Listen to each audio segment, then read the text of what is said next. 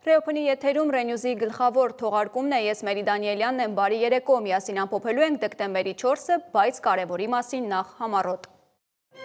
Ձերբակալվել է Մայրաթորի դիվանապետը, Արշակ Սրբազանին քննչական կոմիտեն մեղսագրում է թմրամիջոցի ապօրինի իրացում։ 3 տասնյակ սրբազաններ հավատարմություն են հայտնում Մայրաթորի գահակալին, որին վարչապետը համարում է սպառնալիք ազգային անվտանգությանը։ Ազգային ժողովն ընդունել է բյուջե 2026-ը, այդ տարեվերջին պետական պարտքը կհասնի 16.5 միլիարդ դոլարի։ Քաղաքական փոթորիկ Արցախի խնդրով բանակցային փաստաթղթերի հրապարակումից հետո ընդդիմադիրները մեղադրանքների տարափ են տեղում։ Ռուս-ուկրաինական պատերազմի ֆոնին ուկրաինացի ժողովրդի գենոֆոնդը վտանգված է, վիճակագիրների ահազանգը։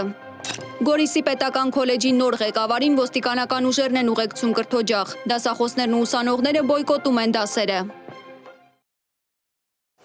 Եվ այսպես ազգային անվտանգության ծառայությունը քննչական կոմիտեի շենքում ձերբակալել է Մայրաթորի դիվանապետ Արշակ Սրբազանին։ Արքիեպիսկոպոսի փաստաբանը հայտնել է, որ ձերբակալությունը կապ չունի հայտնի տեսագրությունների հետ։ Մայրաթորը եւս տեղյակ չէր ձերբակալության պատճառներից։ Քննչական կոմիտեի մեկնաբանությունը սակայն չուշացավ։ Կառույցից լրատվամիջոցներին հայտնել են, թե Արշակ Սրբազանի նկատմամբ հարուցվել է հանրային քրեական հետապնդում մի խումբ անձանց կողմից նախնական համաձայնությամբ թմրամիջոց ապօրինի իրացնելու մեղադրանքով։ Փաստաբան Արսեն Բաբայանը Մայրաթորի դիվանապետին վերագրվող անձանքը անհեթեթ է որակել։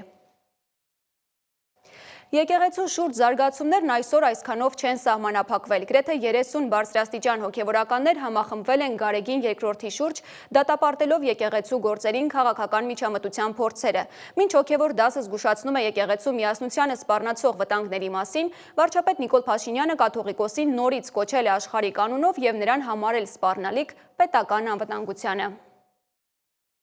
27 արքիեպիսկոպոս եւ եպիսկոպոս իրենց անվերապահ հավատարմությունն են հայտնել Մայրաթոր Սուրբ Էջմիածնին եւ նրա գահակալին, Գարեգին երկրորդ ամենայն հայոց կաթողիկոսին։ Հոգևորականները անընդունելի եւ վտանգավոր են համարում ներեկեղեցական հարցերը քաղաքական միջամտությամբ լուծելու ցանկացած փորձ։ Անհանդուրժելի եւ դատապարտելի ենք նկատում պատարագի Սրբազան արարողության ընթացքում ամենայն հայոց հայրապետի անվան իշատակման կամայական զեղչումը, որպես ծիսականոնական կոպտագույն խախտում, որը եկեղեցաբանության տեսանկյունից պառակտման տարեր է պարունակում։ Վստահ ենք, որ մեր Սուրբ եկեղեցու միասնությունն ու խաղաղությունը վեր են անձնական, խմբային կամ այլ շահերից եւ ամրապնդվելու են սիրո հաղորդության, ճշմարտության եւ արդարության ճանապարհով։ Առաքելական հորդորով հաստատելի Աստվածաշնչում է ասվում. «Խնդրում եմ ձեզ եղբայրներ, հեռու մնացեք նրանցից, ովքեր պառակտում եւ գայթակղություն են առաջ բերում, հակառակ այն վարդապետությանը, որ դուք սովորեցիք, հեռու մնացեք նրանցից»։ Հունահայոց թեմի առաջնորդ Տեր Խորեն եպիսկոպոս Առաքելյանը եւս իր աջակցությունն է հայտնել Գարեգին հայրապետին։ Ըստ նրա կաթողիկոսական հանգամանքին առնչվող ցանկացած հարց կարող են քննել միայն այն մարմինները, որոնք սահմանված են եկեղեցական օրենքներով։ Ըստ Սրբազանի հրապարակային անկշիռ խոսքը կամ չփաստարկված մեղադրանքները ոչ մի կանոնական հետևանք չեն կարող ունենալ, բայց կարող են մեծ վնաս հասցնել հայ եկեղեցու միասնությանը։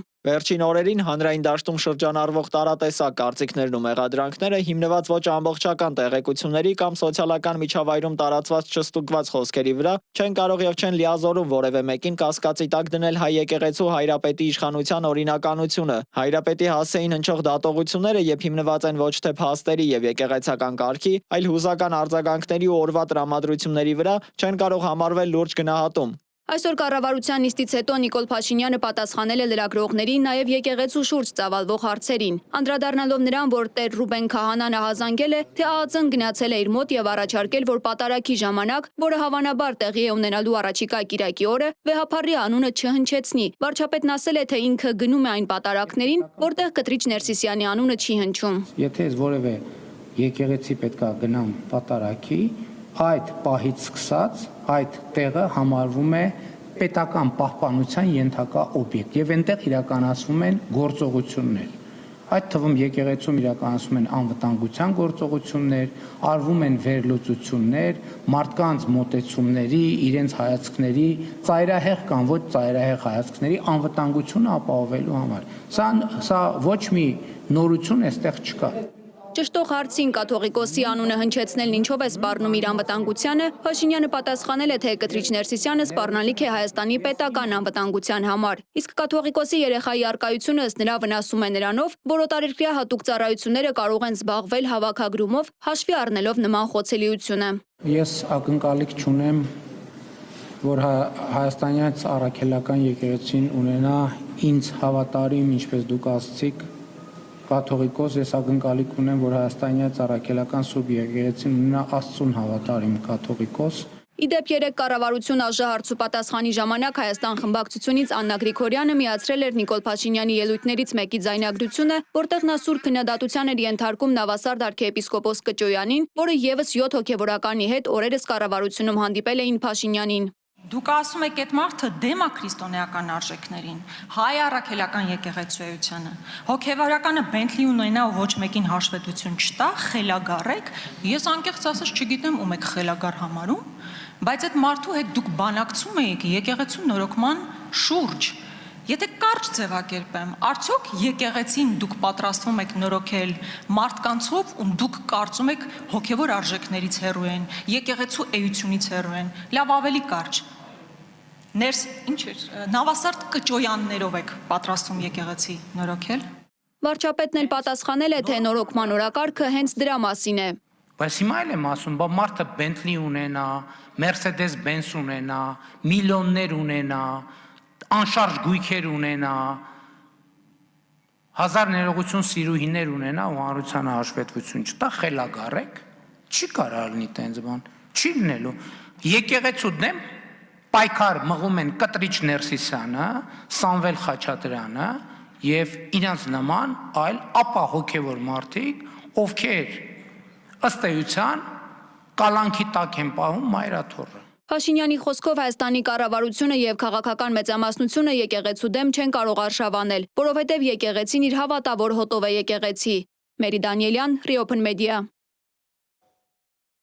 Խորհրդարանական մեծամասնության քվեարկությամբ Հայաստանն ընդունեց 2026-ի պետական բյուջեի նախագիծը, որով կանխատեսվում է տնտեսական ակտիվության եւ բյուջետային մուտքերի աճ։ Բյուջեի հատկացումներից զատ օրենսդիր մարմինը հաստատել է նաեւ համընդհանուր առողջապահական ապահովագրության օրենքը։ Օրակարգային հարցերից էին նաեւ պաշտպանական ոլորտի փոփոխությունները։ Մասնավորապես առաջին ընթերցմամբ հավանության է արժանացել պարտադիր զինվորական ծառայության ժամկետը 6 ամսով կրճատելու կառավարության նախաձեռնությունը։ Ազգային ժողովը հավանություն է տվել բյուջե 2026-ին։ Խորհրդարանական մեծամասնությունը կանաչ լույս է վառել գալիք տարվա գլխավոր տնտեսական փաստաթղթին՝ 62 կողմ, 27 դեմ եւ 3 ձեռնպահ ձայներով։ Քվեարկությանը դրում Հայաստանի Հանրապետության 2026 թվականի պետական բյուջեի մասին օրենքի նախագիծը ընդունելու մասին հարցը քվեարկություն։ Տեղեկացնում եմ, որ Սարգիս Խանդանյանը, Հռիփսիմե Գրիգորյանը, Ալեքսեյ Սանձիկը թողել են իրենց կողմ քվեարկությունները։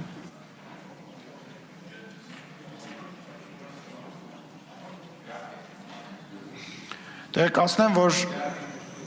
լրացուցիչ կոչնակով կկանչենք եւ արդյունքները կտեղեկանանք քվեարկության կողմ 62 դեմ 27 ձեռնպահ 3 որոշում ընդունվել է։ Հաստատված բյուջեի նախագծի համաձայն պետական բյուջեի եկամուտները 2025 թվականի համեմատ կավելանան 8.9%-ով կամ 8 միլիարդ դոլարով, հասնելով 3 տրիլիոն 91 միլիարդ դրամի։ Մինչդեռ ծախսերը կավելանան 5.4%-ով կամ մոտավորապես 9.4 միլիարդ դոլարով, հասնելով 3 տրիլիոն 628 միլիարդ դրամի։ Համախառն ներքին արդյունքի աճը կանխատեսվում է 5.4% կամ մոտավորապես 11 տրիլիոն 933 միլիարդ դրամով։ Պետական բյուջեի դեֆիցիտը կկազմի 536 միլիարդ դրամ։ 2024 թվականի համեմատ այն կնվազի ՀՆԱ-ի 5.5%-ից մինչև 4.5%։ Կառավարության պարտքը 2026 թվականի վերջին ՀՆԱ-ի 50.7%-ից կաճի մինչև 52.9%, կազմելով մոտ 16.5 միլիարդ դոլար։ Հարկային եկամուտները կկազմեն 2 տրիլիոն 971 միլիարդ դրամ։ Ինչ վերաբերում է ծախսերին, 2 տրիլիոն 924 միլիարդ դրամը կլինի ընթացիկ, իսկ 704 միլիարդ դրամը կապիտալ ծախսեր։ Դրանց բաժինը ՀՆԱ-ում կնվազի 6.6%-ից մինչև 5.9%։ Խորհրդարանը նաև հավանության է արժանացրել առողջապահական ոլորտի բարեփոխման փաթեթը եւ ընդունել համընդհանուր ապահովագրության օրենքը։ Ազգային ժողովը մինչ այդ քվեարկել է կառավարության ներկայացրած զինվորական ծառայության եւ զինծառայողի կարգավիճակի մասին օրենքում փոփոխություն կատարելու մասին օրենքի նախագիծը առաջին ընթերցմամբ ընդունելու մասին հարցը։ Կառավարության նախաձեռնությամբ ներկայացված զինվորական ծառայության եւ զինծառայողի կարգավիճակի մասին օրենքում փոփոխություն կատարելու մասին օրենքի նախագծի համաձայն նախատեսում է շարքային կազմի պարտադիր զինվորական ծառայության 24-ամսյա ժամկետը փոխարինել 17-ամսյա ծառայության ժամկետով։ Դրա գործողությունը տարածելով 2026 թվականի հունվարի 1-ից հետո պարտադիր զինվորական ծառայության զորակոչվող քաղաքացիների վրա։ Այս օրենքով նախատեսվում է զինծառայության ժամկետի կրճատում 6 ամսով։ Անի Հովհաննիսյան, Ռեոփն մեդիա։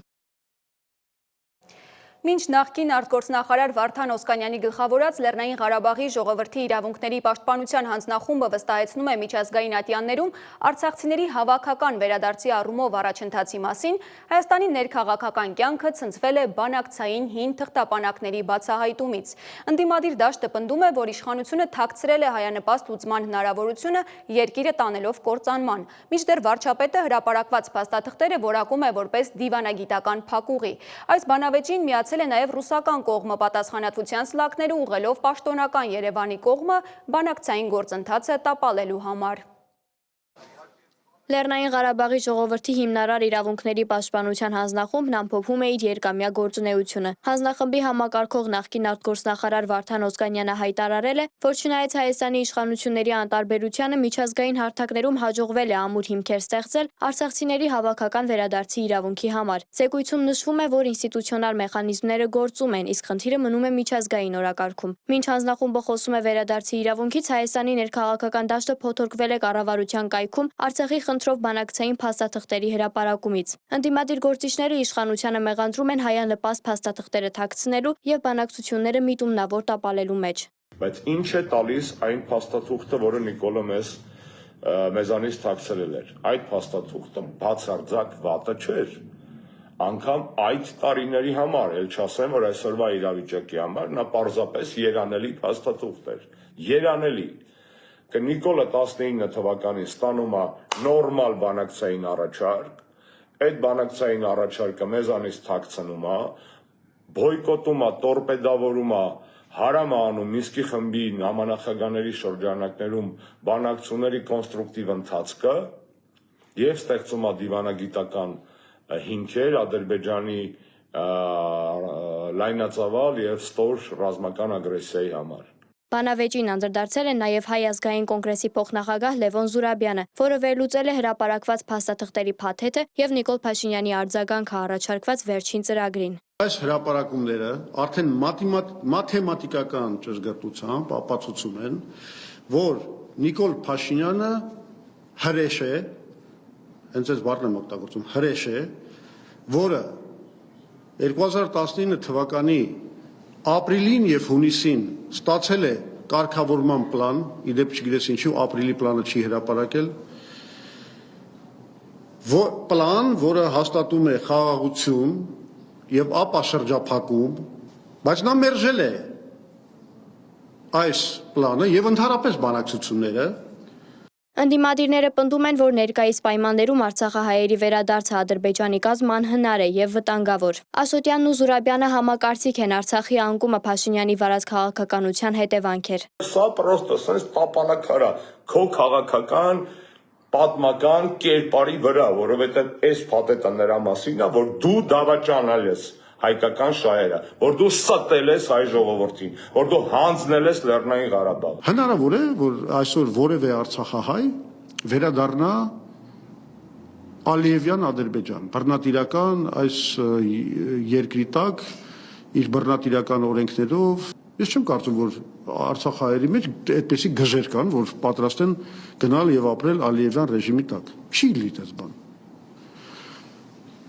Դրանից մաթեմատիկական ճշգրտությամբ հետևում է երկրորդ եզրակացությունը, որ ուրեմն դա հնարավոր կլինի մենակ մի պարագայում, եթե Ադրբեջանի ինչ-որ հրաշքով տեղի ունենա ժողովրդականացում, որը կներեք ոչ ոք չի հավատում դա։ Ի հակադրություն հնչող մեղադրանքների Նիկոլ Փաշինյանը ներկայացնում է 2019 թվականի բանակցային փաթեթի իր ընկալումը, պնդելով, որ այն ոչ թե լուծում էր, այլ նախորդ բանակցությունների սեղմագիր։ Վարչապետը վստահեցնում է, որ այդ ժառանգությամբ Արցախի Ադրբեջանի կազմից դուրս լինելու հեռանկարը կախված էր բացառապես Բաքվի համաձայնությունից, ինչը փաստացի փակուղի էր։ Այդ 19 թվականի փաստաթուղթը հայտնվել է հետևյալ տրամաբանությամբ, երբ որ ես 2018 թվականին վարչապետ եմ դարձել, ես խնդիր եմ դրել, ասել եմ համանախագահների առաջ բոլոր, ասել եմ, ստեղ թղթեր կան լիքը, ես մի չեմ հասկանում, այս թղթերից որն է այս պահի մեկնարկային կետը բանակցային գործընթացի։ Համանախագահները դա տվել են որպես նախորդող շրջանի բանակցային սեղմագիր։ Եվ այդ համատեքստում, որ ես հարց եմ տվել, ասել եմ լավ, ես կարդում եմ։ Հիմա Ինձ հետաքրքիր է ձեր մեկնաբանությունը։ Հիմա այս փաթեթներով կարա Ղարաբաղը չլինի Ադրբեջանի կազմում։ Որևէ այս մեխանիզմով։ Եվ հնչել է շատ հստակ պատասխան։ Այո, եթե Ադրբեջանը համաձայնվի։ Փաստաթղթերի հրապարակման արձագանքել է նաև պաշտոնական Մոսկվան, հերքելով Երևանի մեղադրանքները, թե ռուսական առաջարկները ենթադրում էին տարածքների հանձնում հենց այնպես, առանց կարգավիճակի։ Մարիա Զախարովան հայտարարել է, որ հենց Փաշինյանի վարչակազմն էր ժամանակին ընդհատել առարկայական բանակցությունները, որոնք հնարավորություն էին տալիս հակամարտությունը լուծել, հաշվի առնելով բնակչության շահերը։ Մարիա Զախարովան ընդգծել է, հնարավորություններ եղել են եւ բաց են թողնվել։ Ուստի Հայաստանի ղեկավարությունը պետք է սեփական քաղաքացիներին պատասխանի, թե ում մեղքով ամեն ինչ այսպես ստացվեց։ Աննա Հարությունյան, Reopen Media։ Շարունակվում է արտգործնախարար Արարատ Միրզոյանի եվրոպական շրջագայությունը։ Վիեննայում արտաքին գերատեսչության ղեկավարը քննարկումներ է ունեցել թուրք գործընկերների հետ, հատկապես Եվրամիության հովանու ներքո նախանշվող էներգետիկ նոր նախագծերի ֆոնին։ Իդեպ Բրյուսելում հայտարարված Հայաստան-Թուրքիա էլեկտրացանցի գործարկման հեռանկարը եւ ռուսական էներգետիկ կախվածության թուլացման փորձերը հարուցել են Մոսկվայի արձագանքը, արժանանալով ռուս պաշտոնյաների կոշտ որակումներին։ Մանրամասները Մոնիկա Հայրոյանն է պատմում։ Հայաստանի արտգործնախարարի եվրոպական հագեցած օրակարգը Բրյուսելից տեղափոխվել է Վիեննա։ Մեկնարկել Արարատ Միրզոյանի աշխատանքային այցը Ավստրիա, որտեղ նա մասնակցել է ԵԱՀԿ 32-րդ նախարարական համաժողովի պաշտոնական բացմանը։ Վիեննայում նախարարը մի շարք շփումներ է ունեցել գործընկերների, այդ թվում Թուրքիայի պաշտոնակիցների հետ։ Հատկանշական է, որ թուրքական կողմի հետ շփումներին նախորդել էր Բրյուսելում հնչած ուշագրավ հայտարարությունը էներգետիկ համագործակցության մասին։ Վիեննա մեկնելուց առաջ Արարատ Միրզոյանը Բրյուսելում մասնակցել էր Հայաստան-Եվրամիություն գործընկերության խորհրդի 6-րդ նիստին, որտեղ ստորագրվեց պատմական նշանակության փաստաթուղթ Հայաստան-Եվրամիություն գործընկերության ռազմավարական օրակարգը։ Արդյունքներ ստանալու համար մենք սկսել ենք վիզայի ազատականացման գործընթացը եւ տեսնում ենք դրա առաջընթացը գործողությունների ծրագրի միջոցով, որի իրականացման արդյունքում կունենանք ավելի մեծ շարժունակության եւ կհասնենք ի վերջո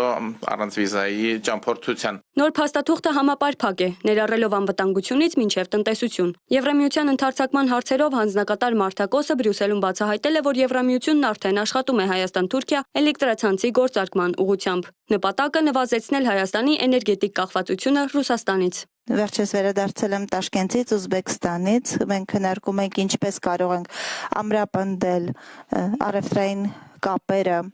Կենտրոնական Ասիայի հետ եւ Հայաստանը այս առումով կենտրոնական դերակատարում ունի այս ներառական ռեգիոնալ կապակցվածության օրակարգում։ Հենց էներգետիկ դիվերսիֆիկացիայի թեման էլ դարձել է Մոսկվայի կոշտ քննադատության թիրախը։ Ռուսաստանի արտգործնախարարության պաշտոնական ներկայացուցիչ Մարիա Զախարովան մեկնաբանելով Կայա-Կալասի 15 միլիոն եվրո եւ Մարտակոսի էներգետիկ ոլորտում 500 միլիոն եվրո հատկացնելու խոստումները եվրոպացի պաշտոնյաներին համեմատել է վամպիրների հետ։ Կան բրյուսելյան վամպիրներ, որոնք սողոսկում են սովորական մարդկանց վրա եւ ասում. «Եթե ուզում եք, մենք ձեզ կկծենք եւ դուք կդառնաք մեզ նման։ Դուք չեք տեսնի ձեր արտացոլանքը հայելու մեջ, կվախենաք արևի լույսից, ձեզ էներգիայի կարիք չի լինի եւ այլն»։ Եվրամիությունը փորձում է ցանկացած միջոցով խաթարել ավանդական փոխշահավետ եւ փոխադարձ հարգանքի արժանի գործընկերությունը Հայաստանի տնտեսության համար կարեւոր, այդ թվում էներգետիկ ոլորտում։ Ռուսաստանցի դիվանագետն ասել է, որ Եվրամիությունը փորձում է ցանկացած միջոցով խաթարել ավանդական, փոխշահավետ եւ փոխադարձ հարգանքի արժանի գործընկերությունը Հայաստանի տնտեսության համար կարևոր, այդ թվում էներգետիկ ոլորտում։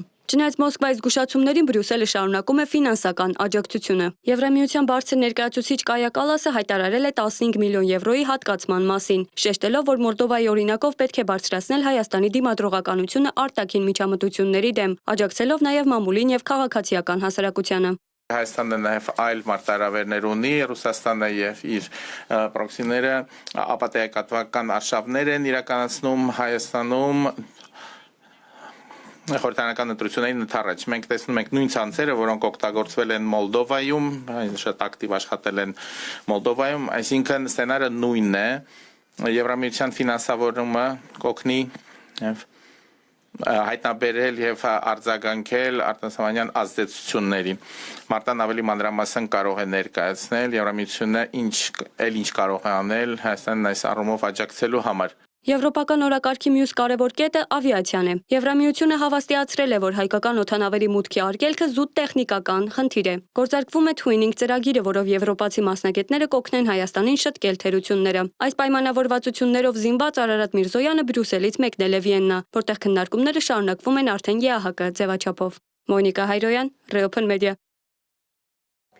Անվտանգության խորհրդի քարտուղար Արմեն Գրիգորյանը դեկտեմբերի 5-ին աշխատանքային այցով կմեկնի Կատարի մայրաքաղաք Դոհա, որտեղ Դոհա ֆորումի շրջանակում Ադրբեջանի նախագահի օգնական Հիկմետ Հաջիևի հետ կմասնակցի Հայաստան-Ադրբեջան տևական խաղաղություն, Վաշինգտոնյան համաձայնագիրը եւ համատեղ ապագան թեմայով պանելային քննարկմանը։ Միացյալ Նահանգների նախագահ Թրամփը հայտարարել է, որ ներում կշնորհի Տեխասցի դեմոկրատ կոնգրեսական Հենրի Կուելյարին, որին անցյալ տարի մեղադրանք էր առաջադրվել կաշառակերության եւ փողերի լվացման մեղադրանքներով։ Հենրի Կուելյարը եւ նրա կինը Իմելդան մեղադրվել են Ադրբեջանի պետական էներգետիկ ընկերությունից եւ անանուն մեքսիկական բանկից մոտ $600,000 կաշառք ստանալու մեջ։ Արդարադատության նախարարության առաջադրած 14 կետանոց մեղադրանքից շրջանային դատարանը մերժել է ընդամենը 2-ը՝ օտարերկրյա գործակալների գրանցման մասին օրենքի ենթադրյալ խախտումների վերաբերյալ։ Թրամփը նաև հայտարարել է, որ Միացյալ Նահանգներն այլևս փող չի ծախսի Ուկրաինային օգնության վրա։ Սպիտակ տան ղեկավարն ասել է, որ Վաշինգտոնն անհրաժեշտ ամեն ինչը վաճառում է ՆԱՏՕ-ին, որն էլ այն փոխանցում է Ուկրաինային։ Մենք ոչ մի սենտ չենք ծախսում, մեզ չեն թալանում ինչպես Բայդենի օրոք։ Բայդենը բոլորին անհատույց բաժանեց մեր ունեցվածքը, ասել է պետության ղեկավարը։ Մինչև այդ Թրամփը պնդում էր, թե նախկին նախագահ Բայդենը $350 միլիարդ բաժանել է քաղցրավենիքի պես եւ Կիևը օգնության մեծ մասը ստացել է կանխիկ։ ՄԱԿ-ի գլխավոր քարտուղար Անտոնիո Գուտերեշը մեկնաբանելով ուկրաինական ճգնաժամը կարգավորելու Միացյալ Նահանգների դիվանագիտական ջանքերը հայտարարել է, որ Ուկրաինայի հակամարտությունը դեռևս հեռու է կարգավորումից, քանի որ Մոսկվայի եւ Կիևի պայմանները դեռևս անհամատեղելի են։ Գուտերեշը կարծիք է հայտնել, որ խնդիրը դեռևս հեռու է լուծումից։ Ուկրաինայում ընթացող պատերազմը ցույց տվեց անօդաչու թռչող սարքերի դերի աննախադեպ աճը։ Դրանք օժանդակ միջոցներից վերածելով մարտադաշտի ամենակարևոր եւ լայնորեն կիրառվող զենքերից մեկի։ Հատկապես արդյունավետ են դարձել էժանագին դրոնները, որոնք արժենալով ընդամենը $500 կարող են խոսել թանկարժեք տանկեր եւ զրահատեխնիկա, ստիպելով հակառակորդին զինտեխնիկան հետ քաշել առաջնագծից։ Այնուամենայնիվ դրոնների դեմ պայքարի ամենաարդյունավետ միջոցը մնում է ռադիոէլեկտրոնային պայքարը, որը խափանում է կապը օպերատորի եւ սարքի միջև։ Այս խնդիրը լուծելու համար երկու կողմերն էլ ակտիվորեն աշխատում են արհեստական բանականությամբ կառավարվող դրոնների ստեղծման ուղղությամբ, որոնք կարող են ինքնուրույն գտնել թիրախները առանց օդաչուի միջամտության։ Այն արմատապես փոխել է պատերազմի բնույթը, հատկապես երբ հետադարձ հայացք են գծում 2022 թվականին Ուկրաինա-ռուսական լայնածավալ ներխուժման սկզբին, երբ տեսնում ենք առաջին աշխարհամարտին բնորոշ տանկային փոխհրաձգություններ եւ խրամատային մարտեր, մինչեւ մեր օրերը, երբ Ուկրաինայում ունեինք 5-ից մինչեւ 20 կիլոմետրանոց մահվան գոտի, որտեղ ոչինչ կենթանի չի մնում, եւ ցանկացած բան, որը փորձում է ներթափանցել այդ գոտի, լինեին դրանք անօդաչուներ թե զրահատեխնիկա, ոչնչացնում է րոպեների կամ ժամերի ընթացքում։ Ուկրաինայում ընթացող անօդաչուների պատերազմը լուրջ անհանգստություն է առաջացրել Եվրոպայում։ ՆԱՏՕ-ի անդամ երկրների օդային սահմանները դրոնների պարբերական խախտումների ֆոնին։ Ի պատասխան Ռումինիայում եւ այլ հարևան երկրներում գրանցված միջադեպերի, Եվրահանձնաժողովն առաջարկել է արևելյան թևում ստեղծել պաշտպանիչ դրոնների պատ։ Զուգահեռաբար եվրոպական երկրներն ամրապնդում են իրենց հակաօդային պաշտպանությունը, որի վառ օրինակն է Գերմանիայում Aero համակարգի գործարկումը։ Այս քայլերին զուգընթաց ՆԱՏՕ-ի դաշնակիցները մեծացնում են Ուկրաինային տրամադրվող աջակցությունը, Փուրլ ծրագրով հավաքագրելով ավելի քան $4 միլիարդ։ Այսպիսով դաշինքը փորձում է համալիր մոտեցմամբ չեզոքացնել աճող օդային սպառնալիքները եւ շարունակել օգնել Կիևին։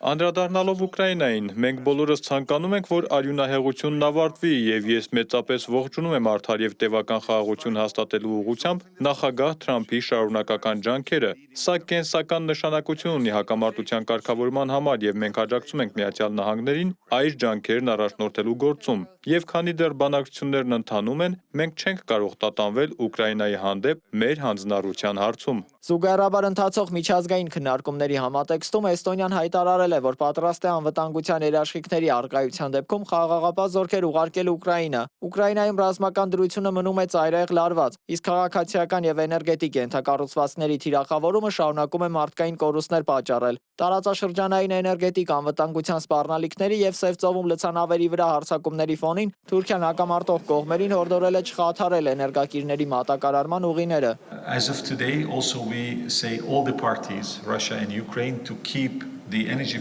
Այսօր եւս մենք կոչ ենք անում բոլոր կողմերին, Ռուսաստանին եւ Ուկրաինային, էներգետիկ ենթակառուցվածքները զերծ պահել այս պատերազմից, քանի որ դա մեծապես կապված է մարդկանց առօրյա կյանքի հետ։ Սակայն մենք նաեւ գիտենք, որ Ուկրաինայում որոշ օրերի էներգետիկ ենթակառուցվածքները եղել են հիմնական թիրախ եւ հակառակը։ Ուկրաինան զոհում է Ռուսաստանի որոշ էներգետիկ օբյեկտներ, սակայն մենք պետք է պահպանենք էներգակիրների անխափան հոսքը Սև ծովում, մեր նեղուցներում, ինչպես նաեւ խողովակաշարերում։ Պատերազմի հետևանքով Ուկրաինան հայտնվել է աղետալի ժողովրդագրական ճգնաժամի մեջ։ Բնակչության թիվը զգալիորեն նվազել է, իսկ ռազմաճակատի կորուստներն ու անորոշությունը հանգեցրել են ծնելիության կտրուկ անկման։ Կիևի վերահսկողության տակ գտնվող տարածքներում այժմ բնակվում է մոտ 31 միլիոն մարդ, իսկ շատ ծննդատներ մնացել են դատարկ։ Փորձագետները կանխատեսում են, որ մինչև 2051 թվականը բնակչությունը կարող է նվազել մինչև 25 միլիոնի, վտանգելով ազգի գենոֆոնդի պահպանումը։ Դավիթ Գենջոյան, Open Media։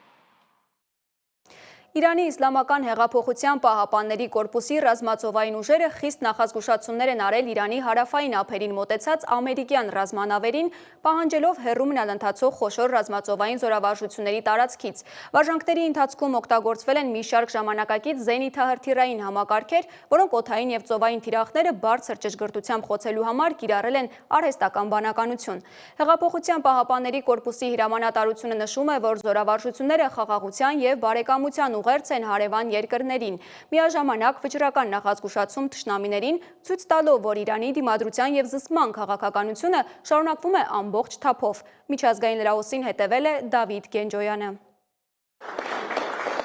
Ֆրանսիայի նախագահ Էմանուել Մակրոնը Չինաստան կատարած պետական այցի շրջանակում նախագահ Սի Ցինպինի հետ ստորագրել է համագործակցության փաստաթղթեր, կոչ անելով վերականգնել արդար տնտեսական հավասարակշռությունը Եվրոպայի եւ Չինաստանի միջև։ Մակրոնն ընդգծել է կանոնների վրա հիմնված գլոբալ կառավարման կարևորությունը եւ հայտնել Ուկրաինայում հրադադարի հասնելու հարցում Պեկինի աջակցության ակնկալիքը։ Այցը կեզրափակվի Չենդու քաղաքում նախատեսված երկու առաջնորդների հանդիպումով։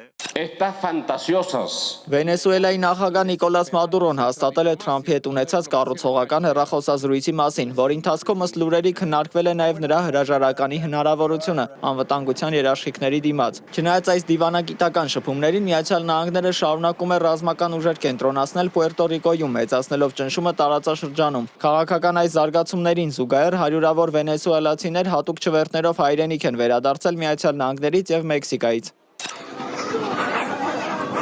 Գազայի Խան Յունիս քաղաքում իսրայելական հրթիռային հարվածի հետևանքով զոհվել է 5 պաղեստինցի, ինչը Համասը որակել է հրադադարի խախտում, իսկ Իսրայելը դա ներկայացրել է որպես պատասխան գործողություն Ռաֆահում իր զինվորների վրա հարձակման։ Լարվածությանը զուգահեռ պաղեստինյան խմբավորումները Կարմիր խաչին են փոխանցել ենթադրաբար իսրայելցի պատանդի մարմին, ինչը կարող է ամբողջացնել Միացյալ Նահանգների նախագահի խաղաղության ծրագրի նախնական փուլի առանցքային պայմանները։ Միևնույն ժամանակ մասնագետները եւ ՅՈՒՆԵՍԿՕ-ն նախաձեռնել են պատերազմի ընթացքում ավերված մշակութային ժառանգության, այդ թվում Մեծոմարի մզկիթի փրկության բարդ գործընթացը, չնայած ռեսուրսների սղությանը։ Հոնկոնգի իշխանություններն անհապաղ կարգադրել են հեռացնել վերանորոգվող շենքերի շինարարական ցանցերը, քանի որ հենց դրանք են նպաստել անցյալ շաբաթ տեղի ունեցած խոշոր հրդեհի տարածմանը, որի հետևանքով զոհվել է առնվազն 150 մարդ։ Որոշման արդյունքում քաղաքում դադարեցվել են վերանորոգման աշխատանքները, մինչև անվտանգության նոր ստանդարտների հաստատումը, իսկ ոստիկանությունը հետաքննության շրջանակում արդեն ձերբակալել է 21 անձի։ Մասնագետների գնահատմամբ բնակելի համալիրում բռնկված աղետալի հրդեհի հիմնական պատճառները եղել են անորակ պլաստիկ ցանցերն ու մեկուսիչ նյութերը, ինչպես նաև հակահրդեհային համակարգի անսարքությունը։ Դավիթ Գենջոյան, Open Media։ Վերադառնանք Հայաստան, ոստիկանությունը ներկայացրել է օպերատիվ իրավիճակը հանրապետությունում դեկտեմբերի 3-ից 4-ը եւ տեղեկացրել, որ մեկ օրում բացահայտվել է 121 հանցագործություն։ Դեպքերից 13-ը վերաբերում է թմրանյութի հայտնաբերմանը, 7-ը մարմնական վնասվածք պատճառելուն, 6-ը խարդախությանը, 4-ը անձնական ունեցվածքի գողությանը, 3-ը խուլիգանությանը։ Հայտնաբերվել է 13 հետախուզվող, կամավոր ներկայացել է 2-ը։ Անցած 24 ժամում գրանցվել է 17 ավտովթար, 24 մարդ վնասվածք է ստացել։ Գորիսի պետական քոլեջի նոր ղեկավար նշանակված Արմինե Կոլյանը ոստիկանական ուժերի ուղեկցությամբ մտել է Գորիսի պետական քոլեջ։ Նրա հորդորը դասախոսներին եւ ուսանողներին ներս մտնելու եւ երկխոսելու մերժվում է, գրում է Սյունյաց երկիր թերթը։ Դասախոսներն ու ուսանողները պնդում են իրենց պահանջը, իսկ իրավապահները Գորիսի ոստիկանապետի գլխավորությամբ զբաղված են տնօրենի նորանշանակ պաշտոնակատարի պաշտպանությամբ։ Հիշեցնեմ, որ նախարար Ժաննա Անդրեասյանի հրամանով տնօրեն Կարեն Լազարյանի պաշտոնանկությունից հետո աշխատակազմն ու ուսանողները բոյկոտ էին հայտարարել նոր տնօրենին։ Վերջում եղանակի մասին։ Հիդրոթերապևտաբանության եւ մոնիթորինգի կենտրոնի տնօրենը հայտնել է, որ դեկտեմբերի 7-ից 8-ին հանրապետության լեռնային շրջանները, հատկապես կենտրոնական հատվածները եւ Վայոց ձորը վերջապես կառնեն երկար սպասված ձյան կարոտը։ Այդ օրերին օդի տաքությունը կնվազի 2-ից 5 աստիճանով։ Այսքանը այսօրվա անցուդարձից, բոլորիս բարի ու խաղաղ գիշեր, հաջողություն։